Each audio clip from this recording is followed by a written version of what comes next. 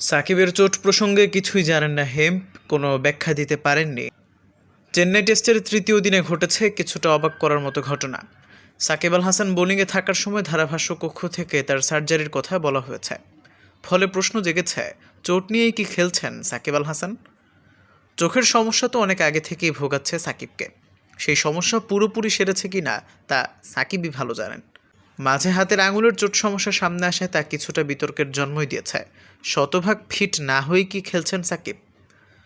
2023 সালের ওয়ানডে বিশ্বকাপের আগে সাকিবের বলা একটি কথা খুবই আলোড়ন তুলছে এই মুহূর্তে। শতভাগ ফিট না হয়ে খেলাকে দেশের সাথে এবং দলের সাথে চিট করার সাথে তুলনা করেছিলেন তিনি।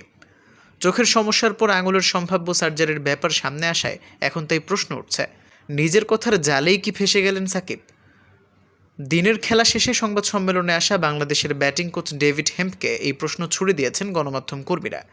তবে হেম্প কোনো উত্তর দিতে পারেননি। তিনি বলেছেন, না, আমি সাকিবের চোটের ব্যাপারে কিছু জানি না। দুঃখিত, আসলে আমি এটা জানি না। আমি এটার ব্যাখ্যা দিতে পারবো না।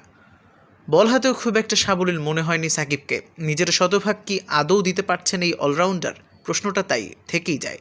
ভারত এবং বাংলাদেশের মধ্যকার 2 ম্যাচের টেস্ট সিরিজের প্রথম ম্যাচ চলছে চেন্নাইতে। জয়ের জন্য বাংলাদেশের দরকার আরও 357 রান, হাতে আছে 6 উইকেট।